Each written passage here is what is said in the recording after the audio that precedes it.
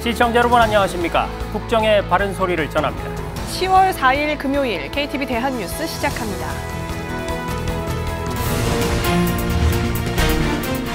윤석열 대통령이 오는 6일부터 한 아세안 정상회의 참석을 위한 순방길에 오릅니다. 필리핀과 싱가포르를 국빈 방문하고 라오스에서 개최되는 아세안 정상회의에 참석합니다. 제12차 한미 방위비 분담 협정이 타결됐습니다. 2026년 방위비 총액은 2025년 대비 8.3% 오르고 연간 증가율 지수는 소비자 물가지수 증가율로 대체됐습니다. 2026년 총액은 1조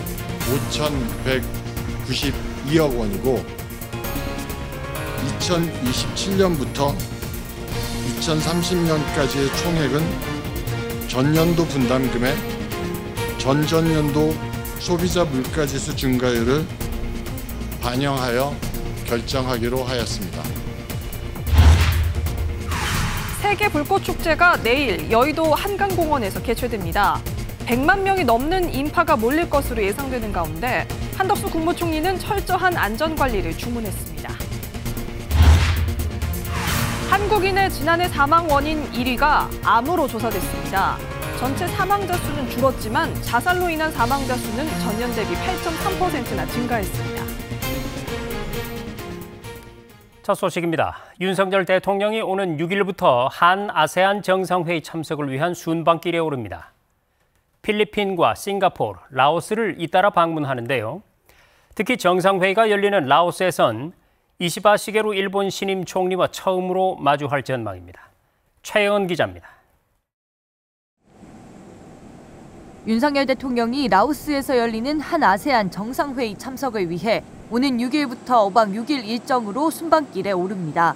윤 대통령의 아세안 정상회의 참석은 이번이 세 번째로 이번 회의를 계기로 아세안과 가장 높은 수준의 협력 관계인 포괄적 전략 동반자 관계로의 격상을 추진합니다. 이러한 관계 격상은 한국과 아세안이 2010년 전략적 동반자 관계를 수립한 이후 14년 만에 이루어지는 것으로 한 아세안 관계가 이제 최상의 상태에 이르렀음을 보여주는 증표가 될 것입니다. 이 기간 아세안 플러스 3, 아세안과 한일중 정상회의도 개최됩니다. 지난 1일 일본 신임 총리로 선출된 이시바 시게루 총리와 윤 대통령의 첫 만남이 성사될 전망입니다. 대통령실 고위 관계자는 이시바 총리의 회의 참석을 전제로 양국이 한일 정상회담을 협의하고 있다고 밝혔습니다. 윤 대통령은 아세안 정상회의에 앞서 필리핀과 싱가포르를 각각 국빈 방문하고 양국 협력 강화 방안을 논의합니다. 특히 원전 건설 재개를 계획하는 필리핀과는 원전 협력에 대해 머리를 맞댈 예정입니다. 필리핀은 세계 최고의 원전 경쟁력을 갖춘 한국과의 협력을 희망하고 있으며 이번 방문 계기에 보다 구체적인 협력 방안이 논의될 예정입니다. 싱가포르에선 세계적 권위의 싱가포르 렉처에 초청돼 연설에 나섭니다. 윤 대통령은 이 자리에서 8.15 통일 독트린이 갖는 국제 연대의 의미를 설명할 예정입니다. KTV 최영은입니다. 제12차 한미 방위비 분담 협정이 타결됐습니다. 2026년 방위비 총액은 2025년보다 8.3% 오르고 연간 증가율 지수는 소비자 물가지수 증가율로 대체됐는데요. 자세한 내용을 김민아 기자가 보도합니다. 지난 2일 12차 한미 방위비 분담 특별협정 협상이 타결됐습니다. 유효기간은 2026년부터 2030년까지 5년이며 협정 최초년도 총액은 2025년 총액에 비해 8.3% 증액됩니다. 2026년 총액은 1조 5,192억 원이고 2027년부터 2030년까지의 총액은 전년도 분담금의 전전년도 소비자 물가지수 증가율을 반영하여 결정하기로 하였습니다. 이번 협정은 11차 협정에 적용되는 국방비 증가율 대신 앞서 8차에서 9차 협정 때 적용했던 소비자 물가지수 증가율을 반영해 방위비 분담금 규모 상승률이 상대적으로 줄어듭니다. 우리나라 소비자 물가지수 증가율은 연간 2%대로 전망되는데 이를 적용하면 5년간 총액 증가율이 17.2%입니다. 반면 국방비 증가율은 평균 4%에서 5%에 육박해 5%로 가정하면 분담금 증가율이 31.6%로 가파르게 치솟습니다. 한미 양측은 이번 협상에서 연간 증가율이 5%를 넘지 않도록 상한선을 설정했고 분담금 운영의 효율성과 투명성을 높이기 위해 한반도 주둔 자산에만 방위비 분담금을 사용하도록 제도를 바꿨습니다. 미 전략자산 전개나 순환 배치 비용을 한국에 청구할 거란 당초 예상과 달리 이번 협상에선 일체 논의되지 않은 것으로 보입니다. 동맹에 대한 배려를 하려는 미국 측의 의도가 반영이 된 거고 적극적으로 협상에 임해서 우리의 그 목소리가 많이 반영된 그리고 그 5년 물가상승분 이 두 가지가 관철이 됐기 때문에 굉장히 긍정적으로 보죠. 이번 협상은 5개월 동안 총 8차례에 걸쳐 한미 양국을 오가며 열렸으며 11차 특별협정 유효기간 내에 충분한 시간을 두고 타결됐습니다. 정부는 이번 12차 특별협정의 신속 타결로 주한미군의 안정적 주둔 여건이 마련되고 한미연합 방위태세가 더 강화될 거라고 평가했습니다. 정부는 법제처 심사와 국무회의 심의, 대통령 재가가 완료되는 대로 국회에 비준동의안을 제출할 계획입니다. KTV 김민아입니다. 북한이 또다시 쓰레기 풍선을 남쪽으로 날려보냈습니다. 올해 들어서만 24차례에 이르는데요. 이런 가운데 김용현 신임 국방부 장관이 취임 후 처음으로 한미연합군 사령부를 찾아 연합 방위태세를 확인했습니다. 이리나 기자입니다. 지난 2일 김정은 북한 국무위원장이 윤석열 대통령의 국군의 날 기념사를 언급하며 윤석열 대통령을 향해 원색적인 비난을 한 것으로 확인됐습니다.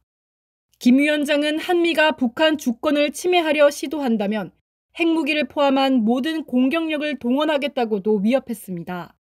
김여정 노동당 부부장도 담화를 통해 우리 국군의 날 행사를 겨냥해 잡다한 노름, 허무한 광대극이라고 표현하며 비난을 이어갔습니다. 이에 국방부는 입장문을 통해 북한이 국군의 날 기념 행사를 비판하고 우리 국군 통수권자를 직접 비난한 것은 절대 용납할 수 없는 행태라고 밝혔습니다. 그러면서 과거와 달리 유독 이번 국군의 날 행사를 두고 우리의 무기체계와 전략사령부를 거론하며 비난한 것은 우리 군의 강력한 능력과 확고한 태세로 인한 초조함과 불안감의 발로라고 덧붙였습니다. 또 핵도발 즉시 북한 정권은 종말을 고할 것이라고 경고하며 한반도 평화와 안정을 해치는 일체 행위를 중단할 것을 강력히 촉구했습니다. 이런 가운데 북한의 오물풍선으로 추정되는 비행 물체가 서울과 경기도 상공 곳곳에서 또다시 포착됐습니다. 북한이 오물풍선을 띄운 건 지난 2일 이후 이틀 만인데 올해 들어서만 24차례에 달합니다. 북한의 도발이 이어지고 있는 가운데 김용현 신임 국방부 장관이 취임 이후 처음으로 한미연합군 사령부를 방문해 북한이 핵미사일 능력 고도화는 물론 오물 쓰레기 풍선 살포 등 회색지대 도발 위협 수위를 높이고 있다고 지적하며 대한민국을 위협하는 적에게 자비는 없다고 강조했습니다. 그러면서 북한이 도발한다면 강력한 연합 방위태세와 상시 전투태세인 파인 투나잇의 대비태세로 동맹의 압도적인 대응에 직면할 것이라고 경고했습니다. 아울러 김 장관은 폴 라카메라 한미연합 사령관의 임무 브리핑을 받은 뒤 적이 감히 도발할 엄두를 못 내도록 강력한 연합 방위태세를 더욱 강화해달라고 말했습니다. 이에 대해 폴 라카메라 한미연합 사령관은 한미연합군의 능력이 그 어느 때보다 강력하다고 평가하며 유엔군 사령부 등 인접사령부와 더 긴밀한 공조를 유지하고 있다고 설명했습니다. KTV 이리나입니다. 한때 전장을 누비며 임무를 수행했던 무기들이 역사 속으로 사라지고 새로운 첨단 무기들이 빈자리를 채우고 있습니다. 육군이 장비 퇴역식과 함께 이를 대체할 주요 첨단 무기를 공개했는데요. 박지선 기자의 보도입니다. 차륜형 장갑차 바라쿠다가 육중한 무게로 존재감을 드러냅니다. 2004년 처음 작전에 투입된 뒤 20년간 전장을 누볐습니다. 최근에는 이라크와 레바논 파병 부대에 배치돼 정찰 임무와 경계, 치안 유지 등에 쓰였습니다. 6.25 전쟁 당시 활약했던 57mm 무반동 총과 승전포도, 개조를 거쳐 최전방 감시초소와 지역 대공방어 등에 운용되었습니다. 우리 군의 주요 굴곡마다 함께했던 장비들이 퇴역식을 갖고 역사 속으로 사라집니다.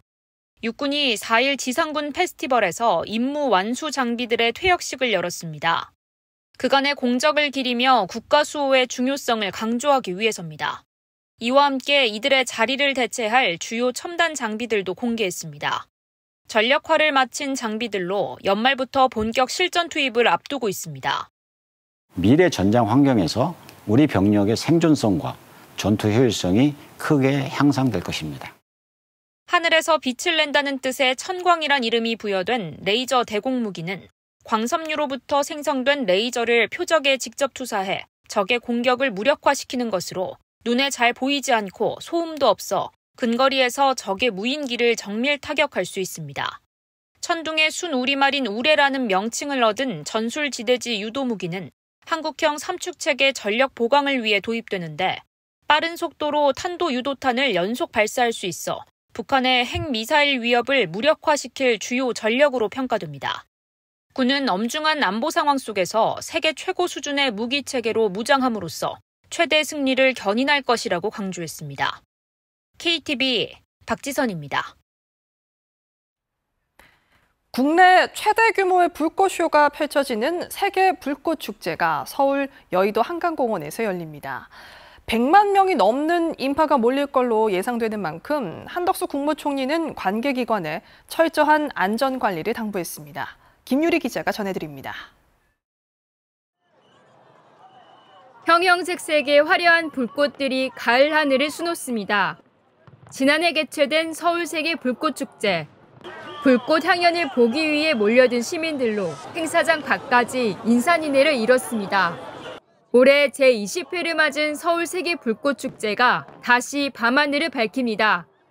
5일 서울 여의도 한강공원 일대에서 열리는 이번 행사에도 100만 명이 넘는 관람객이 쏟아질 것으로 예상됩니다. 한덕수 국무총리는 행정안전부, 문화체육관광부, 경찰청 등 관계부처와 서울시에 철저한 안전관리를 지시했습니다. 우선 돌발 상황과 안전사고에 대비해 비상연락체계를 구축할 것을 당부했습니다. 입구와 출구 분산, 안전선 설치, 비상대피로 확보 등 인파관리에 만전을 기할 것을 강조했습니다. 특히 경사로, 수변구역 등 사고 위험 지역에 대한 안전관리 대책을 갖추고 폭죽 사용으로 인한 화재 발생에 대비해 현장에 충분한 소방시설을 확보하라고 주문했습니다.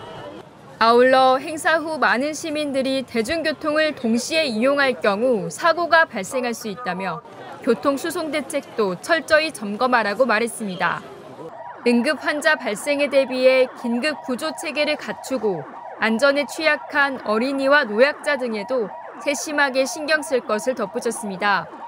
한 총리는 축제에 참여하는 시민들 역시 안전한 축제 관람을 위해 질서 유지 안내에 적극적으로 협조해달라고 당부했습니다. 서울 세계 불꽃축제는 지난 2000년부터 진행됐으며 올해 처음으로 유료 관람석이 도입됐습니다. KTV 김유리입니다.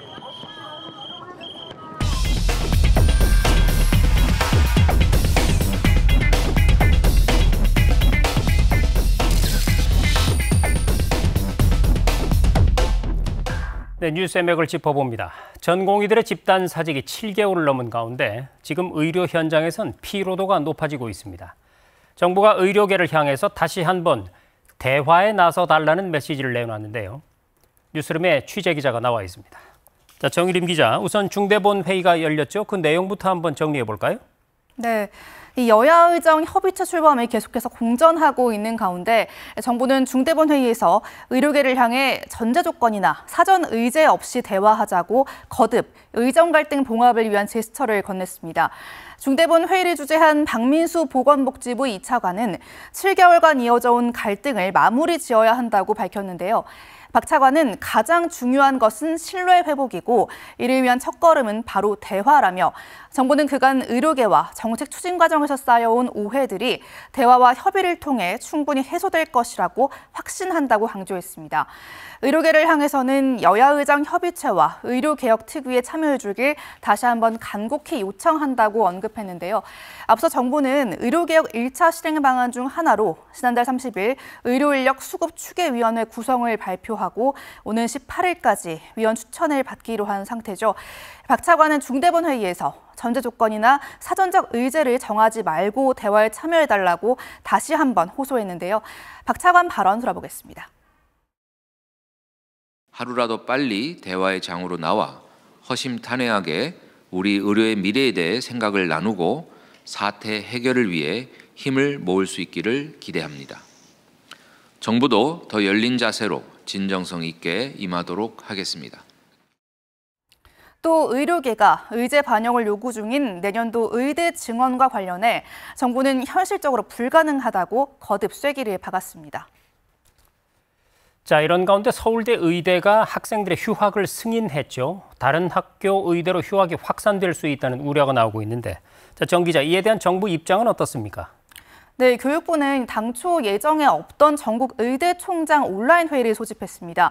전국 40개 의대 가운데 절반가량은 의대 학장이 휴학 승인 권한을 갖고 있는데요. 교육부의 총장 회의 소집은 이런 휴학 확산을 막기 위한 조치로 풀이됩니다. 이와 함께 교육부는 서울대를 대상으로 감사에 착수했는데요. 교육부는 지난 3월 의정 갈등 이후 의대생들의 휴학 신청을 정당한 사유가 없는 동맹 휴학, 즉 집단 행동의 일환으로 규정하고 이에 대한 입장을 유지하고 있습니다. 전국 의과대학들에는 공문을 보내 휴학을 허가하지 말라고 요구하는 것으로 전해졌습니다. 네, 교육부 입장 알아봤고요. 그리고 대통령실 역시 이 집단 휴학 승인에 대해서 상당히 단호한 입장을 내놨죠. 그렇습니다. 장상윤 대통령실 사회수석은 한 라디오 프로그램에 출연해 학생들이 돌아오도록 중지를 모아 대안을 마련해야지 돌아오지 않는 걸 기정사실화하는 것은 교육자로서 할 일이 아니라고 비판했습니다. 서울대 의대 휴학 승인은 학장의 독단적인 행위라고 언급했는데요. 시간이 많이 흘러가고 있기 때문에 더 비상적인 방안을 고민하고 있고 조만간 교육당국이 의견을 수렴해 그 내용을 발표할 것이라고 덧붙였습니다. 네, 의료 현장이 정상화될 수 있게 대화의장이 하루빨리 마련되기를 기대해 보겠습니다. 정유림 기자, 잘 들었습니다.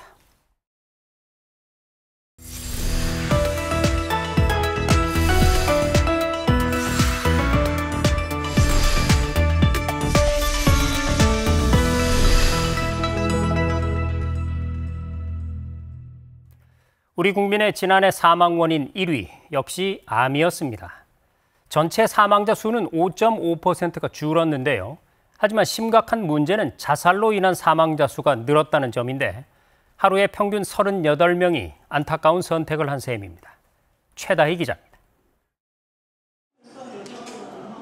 지난해 사망자 수는 35만 2,511명. 전년 대비 5.5% 감소했고 2019년 이후 4년 만에 사망자 수가 줄었습니다. 사망 원인 1위로는 암이 85,271명으로 전체 사망 원인의 24.2%를 차지했습니다. 심장질환이 2위, 폐렴이 3위로 뒤를 이었는데 이 세 가지 질환이 전체 사망 원인의 41.9%를 차지했습니다. 암은 통계 작성이 시작된 1983년 이후 줄곧 사망 원인 1위를 차지하고 있으며 지난해 암 사망률은 폐암, 간암, 대장암, 췌장암, 위암 순으로 높았습니다. 2022년 사망 원인 3위에 올랐던 코로나19는 작년에 76.2% 급감해 10위로 하락했습니다. 지난해 자살 사망자 수는 13,978명으로 전년보다 8.3% 증가했습니다. 하루 평균 자살 사망자 수는 38.3명으로 60대와 50대가 각각 13.6%, 12.1% 증가했습니다. 코로나19가 좀 완화되고 이제 엔데믹이 되면서 이제 그동안 이제 정신적으로나 그다음에 경제적으로 조금 이제 어려움이 있었던 분들이 상대적인 박탈감이 좀 더 두드러지면서 이런 이제 자살이 조금 늘어난 것으로 조금 볼 수 있을 것 같습니다. 한편 OECD 기준 연령 표준화 자살률은 우리나라가 24.8명으로 전 세계 중 압도적으로 높았으며 2위인 리투아니아는 17.1명, OECD 평균은 10.7명으로 나타났습니다. KTV 최다입니다. 오는 9일은 578돌을 맞은 한글날입니다. 이를 맞아 오는 10일까지 한글 주간 행사가 계속되는데요. 올해 처음인 전국민 받아쓰기 대회를 비롯해 다양한 문화예술 행사가 펼쳐지는 현장을 김창규 기자가 다녀왔습니다. 세종대왕이 훈민정음을 창제한 곳 경복궁에 우리말 문장이 울려 퍼집니다. 그는 택견에 있어서 많지는 전 세계에서 네로라 하는 인물이다. 가을 하늘 아래 책걸상에 앉은 사람들이 들은 문장을 신중하게 원고지에 받아 적습니다. 578돌 한글날을 앞두고 전국민 받아쓰기 대회가 올해 처음 열렸습니다. 3,300명이 몰린 치열한 예선을 거친 본선 참가자 120명과 외국인 등 모두 130명이 실력을 겨뤘습니다. 외국인 받아쓰기 대회보다는 엄청 난이도가 높은, 다 적긴 했습니다. 그래도 하나도 놓치지 않고 다 완성하긴 했는데 잘 모르겠습니다, 결과는. 띄어쓰기까지 맞춰야 하는 깐깐한 채점 끝에 성적 상위 6명이 첫 수상의 영광을 안았습니다. 솔직히 말씀드리면 약간 굉장히 어려웠는데 제가 다행히도 공부한 부분에서 좀 많이 나왔던 것 같습니다. 광화문 광장에서는 올해 한글 주간에 막이 올랐습니다. 우리 역사상 가장 빛나는 문화 자산인 한글을 지켜내고 갖고 온 분들을 기억하며 한글 주간을 계기로 올바른 우리 말과 글을 잘 가꾸어 후손들에게 물려줄 수 있기를 바랍니다. 한글 주간은 괜찮아 한글을 주제로 오는 10일까지 열립니다. 무분별한 외국어 남용과 줄임말, 신조어 등 한글 사용 실태를 돌아보며 한글의 안부를 묻는다는 취지입니다. 한글 주간 동안 이곳 광화문 광장과 국립한글박물관, 전국 22개 국어문화원 등에서 다양한 행사가 진행됩니다. 한글 창제부터 한글의 미래까지 둘러볼 수 있는 공연과 전시, 체험 부스가 운영됩니다. KTV 김찬규입니다.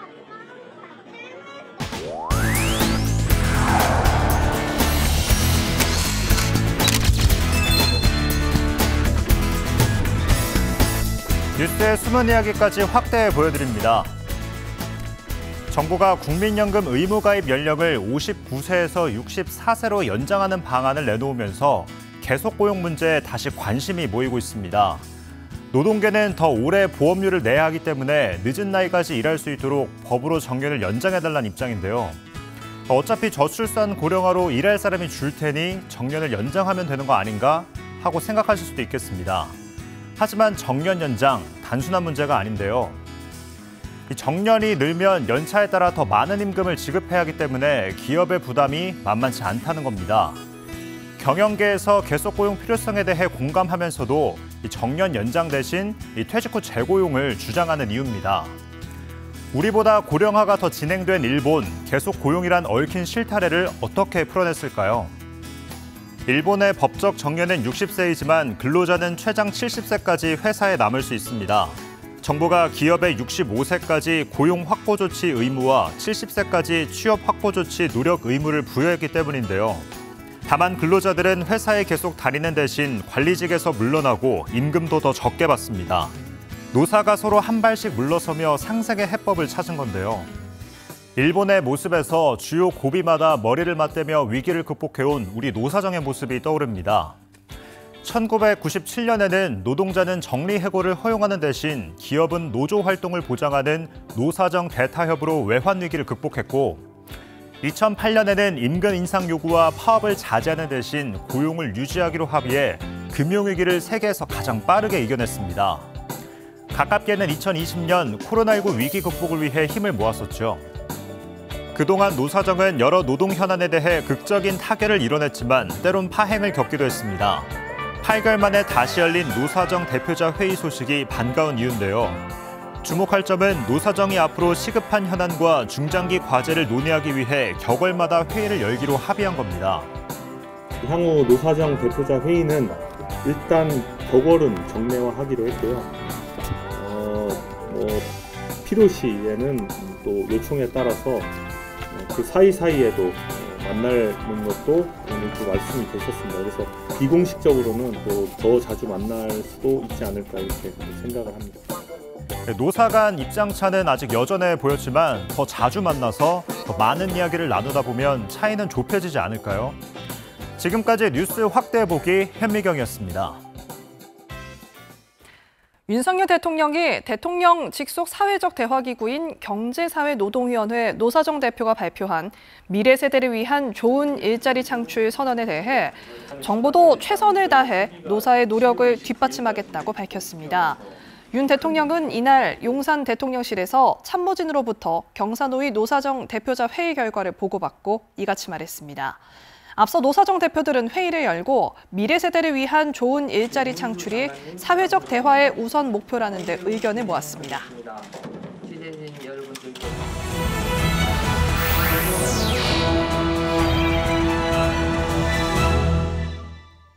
국정을 더 촘촘히 살펴봅니다. 보도자료 브리핑입니다. 올해 3분기까지 K푸드의 수출 누적액이 10조 원에 육박하며 역대 최대를 기록했습니다.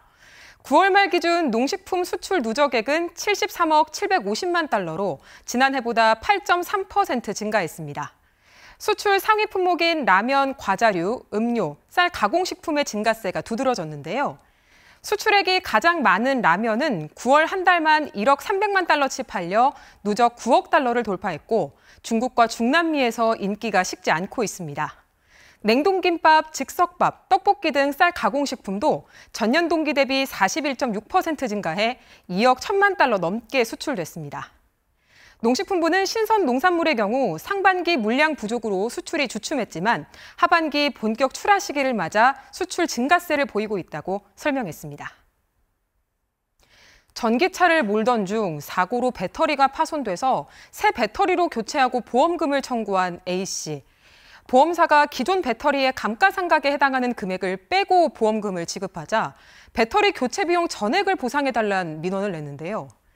하지만 사실 별도 특약에 가입돼 있지 않다면 배터리 교체 비용 전액을 보상받긴 어렵습니다. 금융감독원은 최근 자동차 보험 특약 관련 민원이 증가하고 있다며 소비자 유의사항을 당부했는데요. 우선 다른 자동차 운전담보 특약에 가입한 경우 사고를 낸 차가 다른 사람께 아닌 본인이 통상 사용하는 자동차로 판단된다면 해당 특약으로 보상금을 받을 수는 없고요. 부부운전자 한정운전 특약에 가입했어도 법률상 배우자가 아닌 사실혼 관계인 사람이 사고를 냈다면 보상받을 수 없습니다. 반면 교통사고로 차량을 수리하는 기간 렌트카를 타다 사고가 났다면 운전자의 자동차 보험으로 보상받을 수 있다는 점 기억하시기 바랍니다. 수출입 화물의 운송 서비스를 제공하는 의왕 ICD는 대형 컨테이너 차량이 수시로 지나다니기 때문에 도로 파손이 잦은데요. 특히 땅이 꺼지는 포트홀 관련 사고가 1년에 60건 이상 발생하지만 그간 각 기관의 입장 차이로 즉각 처리되지 않았습니다. 이에 국민권익위원회가 현장 방문과 주민 면담, 관계기관 회의를 거쳐 최종 조정안을 마련했습니다. 2025년 12월까지 관계기관들이 구간을 나눠 의왕 ICD 내부 도로를 재포장하고 의왕시와 국가철도공단은 배수체계 개선 사업을 하기로 했습니다. 권익위는 이번 조정으로 인근 주민들이 포트홀 공포에서 벗어날 수 있게 됐다며 관계기관에 차질 없는 이행을 당부했습니다. 국립줄기세포재생센터가 제조 공급한 줄기세포 치료제가 처음 정부 임상시험 승인을 받았습니다. 질병청은 국립줄기세포재생센터 GMP 제조시설을 통해 위탁개발 제조 서비스를 제공하고 있는데요. 2018년부터 작년까지 회전근개 질환, 무릎 연골 손상, 알츠하이머 등을 치료하기 위한 동종 줄기세포 치료제 6건의 제조와 품질 시험을 지원한 바 있습니다. 이번에 정부 승인을 통과한 품목은 회전근개 질환 동종제대 줄기세포 치료제입니다. 국립보건연구원은 앞으로 더 빠르게 첨단 바이오 의약품을 임상시험할 수 있도록 지원을 강화하겠다고 밝혔습니다. 지금까지 보도자료 브리핑이었습니다. 네, 춥지도 덥지도 않아서 나들이 하기 좋은 요즘인데요. 주말 동안에 가을밤을 밝혀줄 다양한 축제가 열립니다. 서울에선 불꽃축제가 열리고 진주 남강의 유등축제도 빼놓을 수 없겠죠. 짧아진 가을을 만끽하는 주말 보내시기 바랍니다. KTV 대한뉴스 오늘 저희가 준비한 소식은 여기까지입니다. 시청해주신 여러분 고맙습니다.